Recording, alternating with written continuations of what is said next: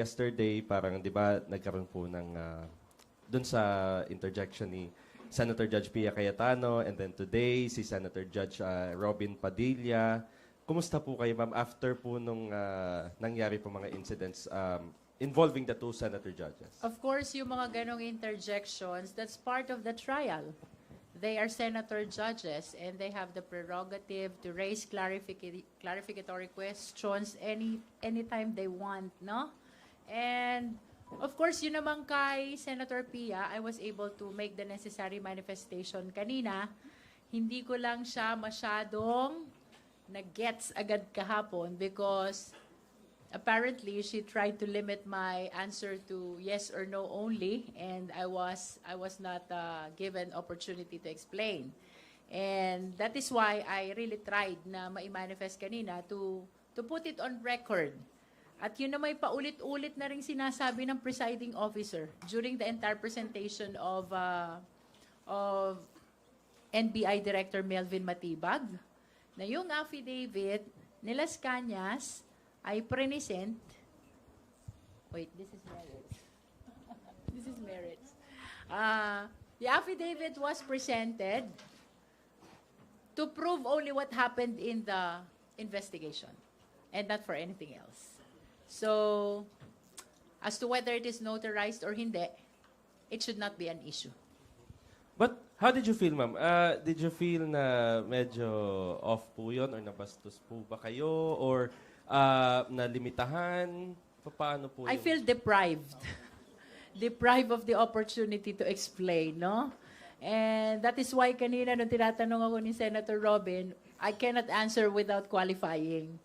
Because it's hard to be confronted with a question of yes or no only.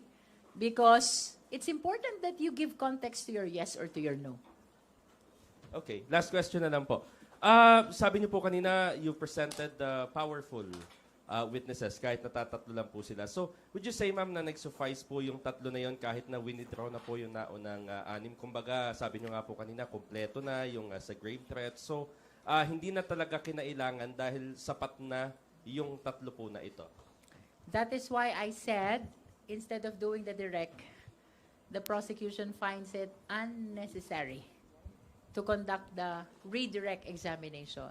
That is for the reason that we honestly believe kompleto na ang testimonya ng aming tatlong testigo with respect to article on threat. All right. Agatha, I think you raised her.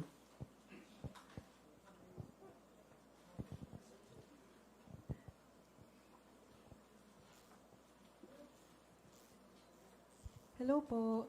My question po pertains to what the plan is after the presiding officer said Attorney Tolosa may want to reconsider the spokesperson role nga po and have someone who's not limited to the rules of the impeachment court instead po. We will bring that up with Attorney Jay Tolosa, no? And ever since naman, we are always deciding as a team, no? So we will be consulting each other as to the best action to take for Attorney Tolosa. But ultimately, of course, this will be his decision. And then may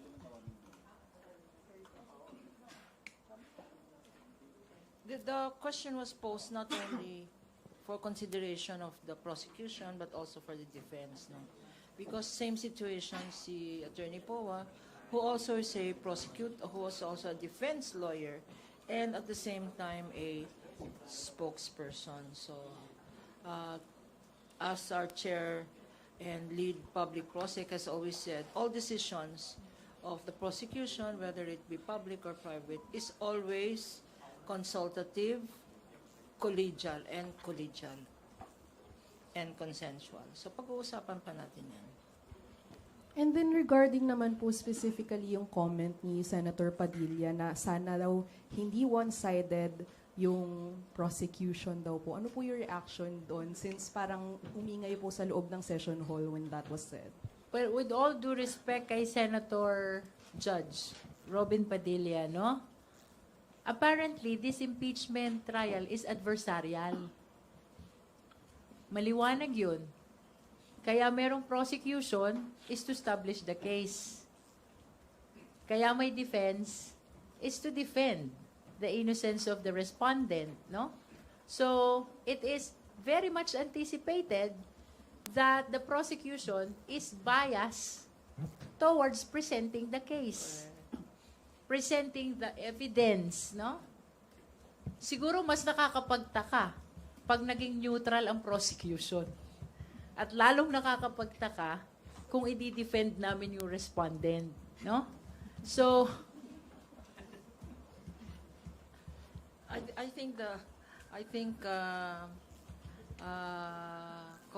Kong Jinky is very diplomatic, no? In her answer.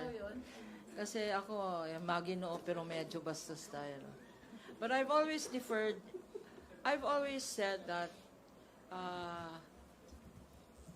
sometimes the Senate impeachment hearings are in black and white. And we're very appreciative that Senator Robin always brings color and surprise and excitement. It's as if, especially if he's the last one to manifest, nagigising po kaming lahat. Kanina talaga nagising kaming lahat. At pinagalitan pa kami sa front row. So may I use this opportunity to apologize to Senator Judge Robin. There was no intent to disrespect him. Kaya lang, syempre, pag lawyer ka at nasa litigation ka, i-emote ka mag-i-emote ka, no? Alam naman nila yung, hindi naman emote na drama, pero it is an instinctive reaction. There was really no intent to disrespect him when he said, lalong-lalo na yung mga nasa front row, nagtinginan kaming ganyan. Yung pala kami yun, nasa front row. So, Senator Robin, sabi mo, kaibigan tayo, forgive na lang. Hindi na kami uulit dyan. Pero, the prosecution really is for the prosecution. And the defense is for the defense. Hindi ba? Ganon. As we say, it is the nature of the beast. Senator Judge must be the one who is neutral. Okay. Yung siguro sinasabing dapat neutral, that applies to senator judges. Ang quote dyan, talbog rin sa inyo. Talbog sa inyo. Remind, I mean, if you're saying that to us, we're saying it back to you. It goes back to you. The issue of bias also. We're bouncing back the question back to you. That's tama ba is correct is talbog, no? So Ibalik lang natin doon sa tamang konteksto, no? Of course, with due courtesy to Senator Robin, nirirespeto naman natin yung kanyang pananaw na parang one-sided, no, ang prosecution. Pero ibalik natin, ang Kongreso ang siyang tumanggap ng impeachment complaint sang-ayon sa konstitusyon. Tiningnan kung may complaint ba kumpleto sa forma at may basihan at nakita at sinang-ayunan ng 257 congressman na isumiti yung articles of impeachment. Ibig sabihin, ang Kongreso na ngayon, ang prosecutor o yung magre-representa ng mga nagreklamo at sang-ayon doon sa mga nakitang pwede, may probable cause. Ngayon ay naiakyat iyan sa korte na ang Senado in this case. Dito naman sa korte, talagang bubuksan mo na ang lahat ng pruweba na ipapakita ng prosecution para i-confirm or sang-ayunan or tuldukan yung mga reklamo at patotohanan yung mga reklamo. Yung defense naman ay yung akusado kung saan, in its word itself, defense, dedepensa. Yan po ang sitwasyon. Ang neutral ay ang senator judges kasi kailangan nilang pakinggan, i-analyze, pag-aralan, pagdebatihan ang lahat na related sa kaso para magdesisyon. Hindi pwedeng maging biased ang senator judges, pero ang defense talagang ididepensahan nila ang akusado. Ang prosecutor naman ay siya ang magtutulak para i-prove na meron silang tamang kaso.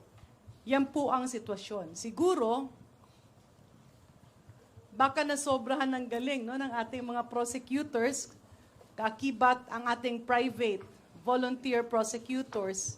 Kasi syempre, nakita siguro ng ating isang senator judge, hindi lang siguro isa, baka nakita ng karamihan na talagang solid ang ebidensya, hindi pwedeng malihis, hindi pwedeng mahinto, kailangan ipagpatuloy at kailangang tuldukan.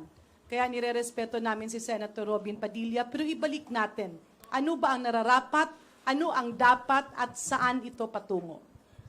Follow-up question lang po, Attorney. Ano po ba yung instinctive reaction that Senator Robin reacted to? Ano po yung nangyayari sa front row? Hindi ko na maalala kasi wag na lang kasi kami sa front row kasi alam namin nakikita kami sa camera na trying to behave kami. Trying to behave. Kaya lang minsan mahirap mag-behave kasi you react as a lawyer, no? You react kasi yung years of experience namin. Parang sa korte yan, di ba nanonood naman kayo ng mga court scenes, no? Di ba? Yung mga ibang lawyers pa nga, nagpa-pound on the table. Objection, Your Honor, yung mga ganyan. Kanya, nakaganyan na lang ako, nagdadasal na lang ako para hindi ako mag-react. No? But, you know, it is not out of disrespect. It is because of our years of training where we instinctively react to what we think is wrong or to what we think is unfair. As I've said before, we cannot, unlike, if it were the defense, for instance, we're prosecution, if it were the defense who made a statement or who made an unfair allegation, we can contest it. Kaya lang pag senator judges, syempre hindi pwede.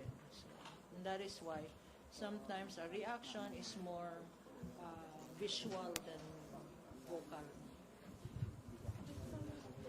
Sorry po. Very brief follow-up din since related naman po ito doon.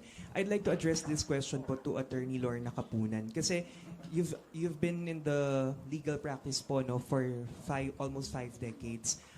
Since you're a veteran litigator po, sa inyong personal na pananaw, was Senator Robin Padilla's questioning of Representative Luis Tro kanina was a fair question? Kasi at one point may sinabi pa po siya na wala kang karapatang magtanong.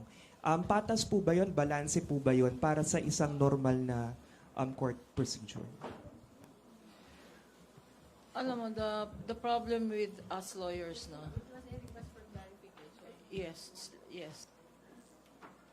I didn't know exactly whether he was asking a question or he was manifesting. Kasi at one point, he was talking about the witnesses, our witnesses. And then suddenly, he was talking about the senators who have pending cases. That's why I tried to seek for clarification.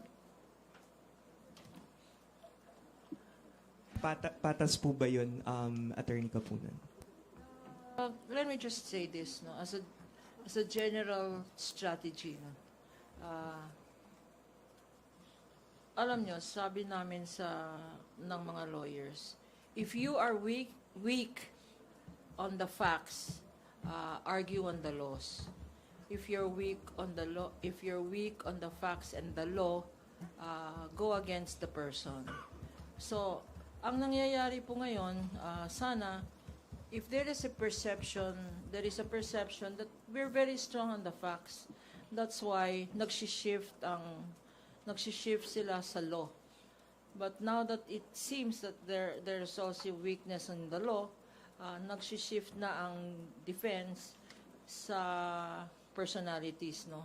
Attacking the credibility of our witnesses, attacking some persons who are not even our witnesses, like to say that they committed crime or they are not worthy to be, they're not credible, no? Merong ang inatake na cited for perjury na hindi naman naming witness. And when that failed, there was an attack on our earlier 2 witnesses saying that maniniwala ba kayo sa even the 2 earlier witnesses, no, who were credible and competent. The attack now was on their may conviction or may kaso and all that, which is why we very welcome the statement of Kong Jinky when she says they have been vetted and there are no pending cases or convictions against them. And citing the law also, Chair Jinky did say that pending case will not, if there is no crime, conviction for a crime of moral turpitude, it will not affect your credibility as a witness.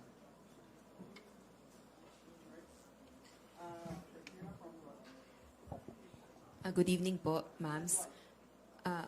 Regarding po dun sa, yun nga po, dapat ang senator judges yung neutrality, pero ang nakakitaan ng neutrality, pero nasa ikasyam na araw pa lang po tayo ng impeachment trial, nakikita na po natin na it seems like may nagde-defend sa Vice President justifying her acts against the sheriff, etc.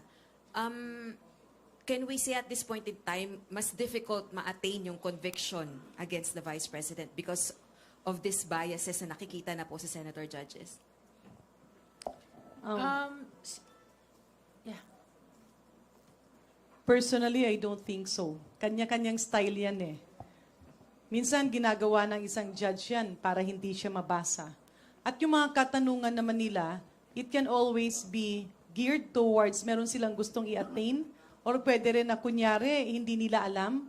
Pero what they're doing is actually observing the body language of the witnesses and even the prosecutors. Kasi kitang-kita naman nila yan na kapag walang itinatago, lalong-lalo na yung ebidensya. So nananaig pa rin kami na solido ang ating Senado at ang impeachment court, whether they will give a verdict of guilty or not guilty, yun ay magiging sang-ayon sa pagpresenta ng mga dokumentong magbibigay, maglalatag ng ebidensya headed by our prosecutor, Jinky Luistro. Well, we wish to believe na conscious sila sa kanilang constitutional duty, most especially in terms of political neutrality. Sabihin na lang natin na yung mga manifestations and questions, although according to you, ay parang merong mga biases, no? Let us charge it perhaps to just being inquisitive. They are just being inquisitive. And at the end of the day, I am hopeful na political neutrality ang mananaig. Sapagkat napakaliwanag niyan sa Senate rules on impeachment, and they were the ones who drafted and approved that Senate rules, no? So, bago pa tayo, dapat sila yung pinaka-conscious about the mandate of political neutrality. Also make dagdag, no? The one being judged here is not only the Vice President. The judges also are being judged by the public. Correct? So, marami pong nanonood ng impeachment trial. Sabi namin, it is your right to information. It is an exercise your right of discernment. From the evidence presented in the impeachment court, from the questions and answers of the judges, of the witnesses, and for what the documents speak, no? And from that, discern the truth. Don't be dissuaded by what you perceive as any bias of judges, no? So this is also a good reminder at this stage na tapos na yung first article namin of impeachment, which is violation of the oath of office, culpable violation of the Constitution, high crime, and betrayal of public trust, fitness to run through grave threats and inciting to sedition. Although you judge what you saw. The public will judge what they have seen so far. They will also judge together with the case, the merits of the case. They will also judge the judges. So, reminder to, I guess, to the court that the public is out there watching you. Last na lang po on my part. Nakita po namin sa presentation nyo po nitong article na grave threats, naghati po ang private at public prosecutors sa pag-present at direct examination po ng witness. Will we be seeing that in the next articles of impeachment? Freestyle to. Freestyle, no? So wala namang kaming specific format na inobserve or fina-follow. It can be entirely private prosecutors so long as they are under the direct control and supervision of the public prosecutors. It can be entirely public prosecutors as well, no? Siguro, let's charge it to team effort regardless of kung sinong nakikita nyong tumatayo sa podium. Ultimately, effort yan ng buong impeachment team ng House.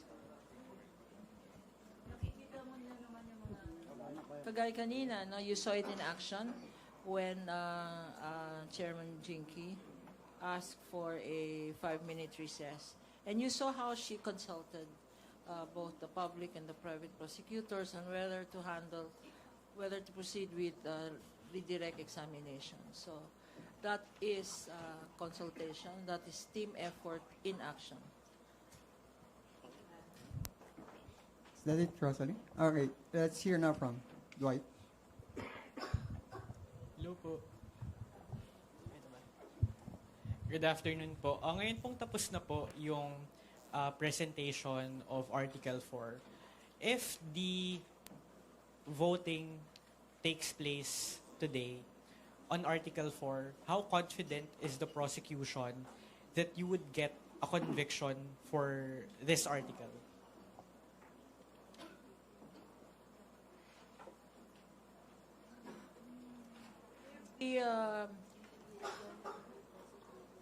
Okay, if it is dependent alone, if a conviction or acquittal is dependent alone on the evidence of the prosecution, then I can say very confidently that the prosecution has proven its case in terms of grave threats and inciting to sedition, as they are impeachable offenses, not as criminal offenses. Kasi pag pinag-usapan, laging dinadala sa elements of grave threats and inciting, no?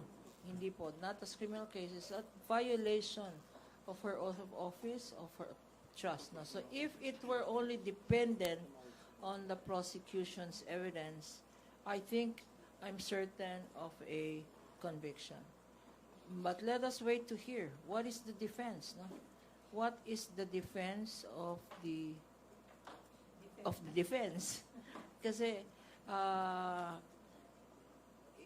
a case, to quote Senator Robin, the defense is for the defense. And the prosecution is not biased. We're really for the prosecution. So let's wait for what it will also depend on the absence of a defense. Kasi the absence of presence of kasi pag nakita natin yung pre-trial order, parang yung mga exhibits nila at saka yung mga witnesses nila, kapareho namin eh. That's why we're saying mirror image. Unless they have a surprise, it is almost predictable what their defense is. And they are banking on their belief that they don't need to present evidence if the prosecution has none. But as you can see, after 3 witnesses, matibay ang evidence ng prosecution. Hindi nga, ang sabi naman, hindi matibag si matibay. Mali. Okay. Kong's attorney, dun sa, procedurally lang, dun sa Las Cañas affidavit, because if I remember, yung ini-insist kahapon ni Senator Pia is that the affidavit, number 1, is not notarized. And kung hindi siya public document, it also doesn't meet the standards of a private document, if I understood it correctly. Does it matter that it also doesn't meet the criteria of a private document for it to be presented at the impeachment court? It does not matter because it is being presented only as part of the testimony of the witness to substantiate what the witness said, that they considered that as part of their evaluation of pattern of violence of the respondent. As a matter of fact, we never claimed that that is notarized, no? So kung notarized man siya o hindi, original man o hindi, permado man o hindi, bagaman I state for the record, it's signed, no? It's not an issue. Because it is being presented as reiterated by the presiding officer, he allowed it as part of the testimony of the witness and as proof na talagang part siya ng investigation. That's all. Idagdag ko lang ng konti. Tingnan natin yung konteksto. Ang sinabi ni Director Matibag sa pattern of behavior, at isa nga sa kinote niya dito, yung affidavit ni Las Cañas. Sinabi niyang may affidavit kasi yun ay nasa record nila. Pero hindi niya sinabing nabusisi niya ito kung totoo ba ang lahat na nilalagay sa affidavit. In other words, hindi siya chismis kasi yung chismis nagbulong-bulong lang. Ito dito, ang binasihan niya, ano ba yung mga record? Ano yung mga papel na meron sa loob ng NBI office? At bilang direktor, tiningnan niya lahat ng papeles na ito at naisama nga doon yung affidavit ni Las Cañas. Doon tumuldok. Whether tinanggap yan, nakita natin tinanggap, now, kung totoo ba yan o papatunayan ba yan is another topic. Ang ini-establish lang ni Director Matibag doon is the pattern of behavior. Lastly po, reaction na lang patungkol dun sa bagong schedule ng impeachment trial because starting later next week ay umaga na siya, Wednesday next week. 10 a.m. to 3 p.m. That's correct. Parang from morning to afternoon. Ito po ba ay ni-request ng prosecution? Ito ba ay ito po ba ay favorable sa inyo yung ganitong schedule kaysa hapon tayo nagsisimula hanggang gabi? How do you expect this change in schedule to affect the proceedings? The change of schedule was from the initiative of the Senate, no? And we understand na come July 29, ang layo ng November. July 29, magre-resume na yung session nila. In fact, July 28, meron silang kontrasona. July 27 is SONA. July 28, may kontrasona sila. And then July 29, regular session nila yon. And I wish to believe na kaya na-adjust yung schedule ng trial to morning until 3 o'clock is to give time for them to be able to continue yung legislative work naman nila, no? Kasi apparently naka-recess ngayon. Kaya medyo maluwag pa ang oras ng Senado. But come July 29, regular session nila, kakailanganin nila pagsabayin yan. Impeachment trial and at the same time, legislative work. I do not know exactly kung paano ang magiging oras nila for legislative work, Senate as a legislative body, but I believe na ito yung dahilan kung bakit na-adjust yung oras ng trial.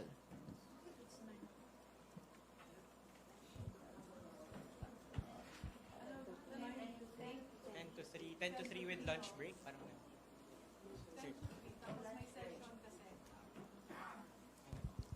All right. okay na. Thank you po. Any other questions? Yes. Sige, habol ko na lang din po. Kasi napansin po namin after the conclusion of the trial, yung mga testimonya po talaga for the Article 4 ay lahat po ay galing sa NBI. Was this a strategy of the prosecution since the beginning or nag-adjust po kayo based on the cross-examination of the defense team? Well, basically kung tingnan mo, ako yung sasagot mo kasi puro prosecutors yung kasama mo. Hindi mo naman masasabi na talagang galing lang siya sa NBI. Kasi yung NBI reports naman ay may pinanggalingan rin. So talagang kung titingnan mo, saan ba ito nanggaling? Nanggaling ito doon sa mga reklamo na isinampa sa Kongreso. At nung isinampa ito doon sa Kongreso, tiningnan namin, ginather ang ebidensya, and to formalize and to validate this. Ang tanging naging layunin ng NBI ay to validate or pakatotohanan, patunayan yung mga ebidensyang nilatag ng mga complainants. Kaya yan ang sinunod ng ating prosecutor. So again, it did not merely come from the NBI. The NBI was there to validate and confirm all of this. At ang pinanggalingan doon ay yung mga dokumento, mga sitwasyon na ibinahagi ng ating mga complainants. So tama naman po yung mga adjustments na ito na nagbawas na kayo ng mga witnesses and then na-retain na po lahat ng NBI officials ay adjustments based on the cross-examination of the defense team and the interventions of Senator Judges and not a strategy from the very start. Yes, it's not a strategy. It's because nakitang malinaw ang ebidensya na ilatag na merong pagbabanta, not once, but more than once. At ito ay repeated, and at the same time, andun yung pag-link sa betrayal ng public trust or pagtataksil sa tiwala ng taong bayan. Thank you po. Isura magtagalog, uy. Magbisaya lang na ba? Anyway, no more questions? All right. Ann? May pahabol pa pong question from Ann. I have a question for you. Kayo. Kayo ba? Oh, sabi, Attorney Kapunan, sabi ni Senator Judge Robin Padilla, you cannot ask question. I am the court. Mas okay ba sa inyo yung umaga o yung hapon? Mas happy kayo sa hapon? Will our preference matter? No, I'm just curious about them kasi syempre may work-life balance, ano, hindi ba?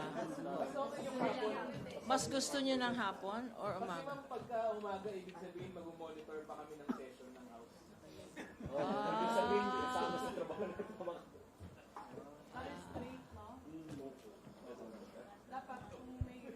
So better ang hapon sa inyo. Eh, do you write a letter to the Senate? Or maybe you need a lawyer to help you. All right.